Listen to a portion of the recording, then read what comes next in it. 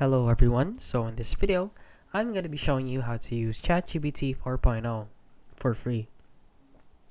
And the first thing that you need to do is just open up any browser of your choice right here. So mine would be Google Chrome, but you can use any browser that you want. So from here, all you need to do is just type in poe.com or Poe AI. From there, I'll click on Poe. And then right here, there's actually an AI that lets you choose a lot of different AIs. So you can also choose including ChatGPT 4.0, 4.1, Gemini, and a lot of different AIs. So for example, you want to use ChatGPT 4.0, you just click on that and then you can use it. It's that simple. So you can actually use ChatGPT 4.1 and Gemini and a lot of different bots.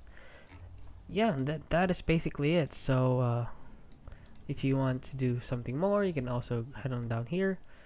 It's popular bots like Trolling GPT, Mr. Teacher.gpt, or Image to Text, Text to Image, and a lot more.